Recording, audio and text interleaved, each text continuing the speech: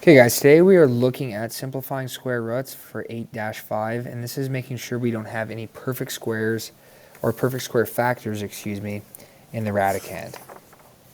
Okay, so when we look at the simplest radical form, which is what we want our radicals to be in, we look at no perfect square factors in the radicand, no radicals in the denominator, and no fractional radicand. That's a typo there, that should say no fractional radicand. Okay, so first of all, let's take a look at what the parts are of a radical. Okay, so this n here usually represents an index. The most common radical we're used to seeing is a square root symbol. The square root symbol usually doesn't have a number written here. It's assumed that there's a 2 there. That's our most generic symbol, the square root symbol, but there are times when we can take the cube root, which means there would be a 3 here, or the fifth root, which would be a 5, things like that. Usually we don't see an index here. We're just usually used to the square root. The next part's the radical sign itself. This symbol here that we're used to seeing is the radical sign. That's what it's called, is a radical sign. It's actually not a square root symbol, it's the radical. Okay, and the x, or the number inside of the radical, is the radicand. Okay, so these are kind of the three main parts of a radical and what a radical looks like. Okay, so some perfect squares. Hopefully we know some perfect squares. If you don't know perfect squares or don't know how to get them, it's really easy once you get the hang of it. Our first perfect square is 1, and we get that by taking 1 times 1. Our next is 4. 2 times 2 is 4. 3 times 3 is 9. 4 times 4 is 16. 5 times 5 is 25, and so on and so forth. So we're finding these perfect squares by just taking numbers and multiplying by themselves. So for instance, 100 is 10 times 10. That's 100, right? So that's how we find our perfect squares. Now I think it's important to understand that if you have these memorized, that's a really, really good tool to have. But if you don't, it's not like it's that hard to find them, right? All you have to do is pick a number. Let's say 8. 8 times 8 is 64. That's a perfect square. Okay, so having these memorized is really going to be beneficial, or having some type of understanding of how to find them. Okay, the product property of radicals is when we have a radical of AB, of course we know this is a product, A times B is a product, we can actually separate them to their own separate radicals. So if I start with the radical of a product AB, I can separate them and do the square root of A times the square root of B. Okay, so this is going to be really useful for us when it comes to actually taking out those perfect square factors that are going to be in our radicand and getting radicals in the simplest form. Okay, so let's take a look at some examples. So for number 1, we have the square root of 32. You always want to take out the largest perfect square factor. If you don't take out the largest, that's okay. You just have to be able to recognize that your radical is not in the simplest form. But if you take out the largest factor, that'll actually take the least amount of steps and probably save yourself some time. So for number 1, I have the square root of 32. So I need to start by asking myself, what are some perfect squares that go into 32? What's the highest one? What's the largest one? Well, 25 doesn't go into 32 evenly. The perfect square right below 25 would be 16. 16 goes into 32 twice. So what I'm doing is I'm branching apart the square root of 32 into 2 separate radicals that I can work with. And of course, the square root of 16 is a perfect square, so I can actually evaluate this radical here on the left. Well, the square root of 16, hopefully you all know, is 4, leaving me with the final answer of 4 root 2. The square root of 2 is in its simplest form. Okay, there is no perfect square that goes into the square root of 2 that could simplify it any further.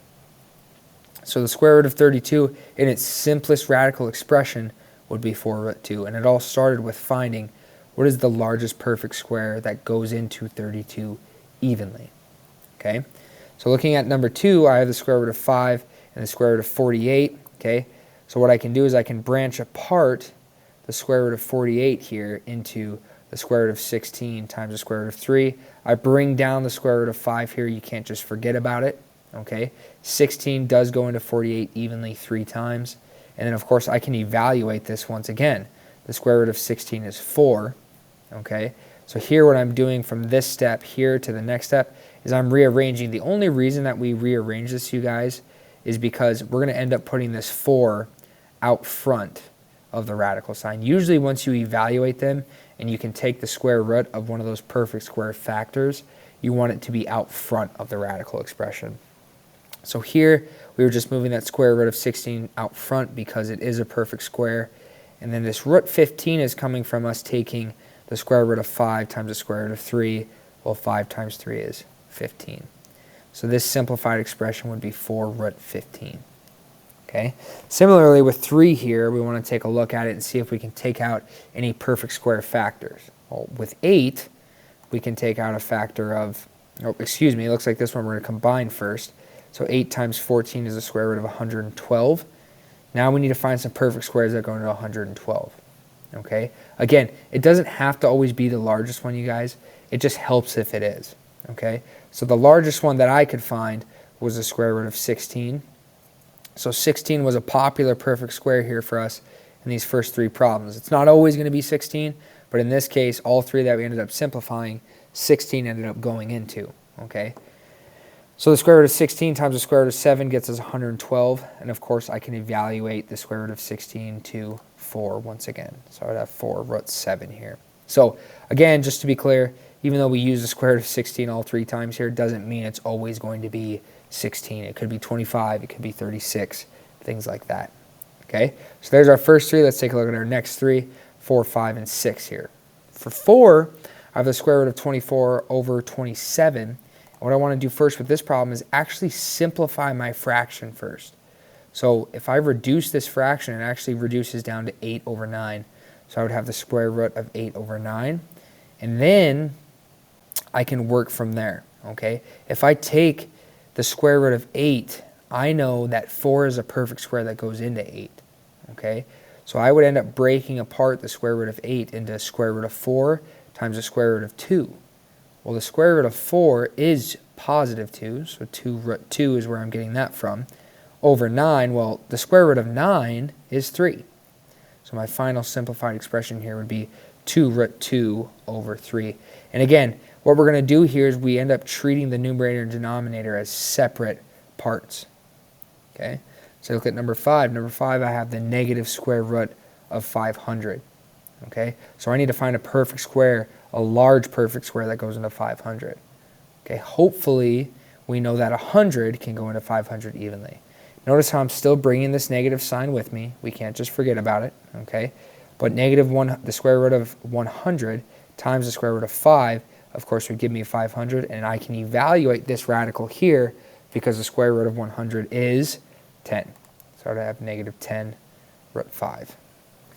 Okay, so it's all about looking at it from the angle where you can identify the perfect square that goes into the radicand. Okay, so for this one I have 5 times the square root of 432. So we need to find the largest perfect square that goes into 432. And 144 is the largest. So I'd have 5 times the square root of 144 times the square root of 3. Okay, so the square root of 144, excuse me, I know I can evaluate to 12. So I'd have 5 times 12 root 3. And in this case, we can actually multiply our numbers, or our regular numbers, in integers outside of the radical here. So 5 times 12 would give me 60 root 3. Okay.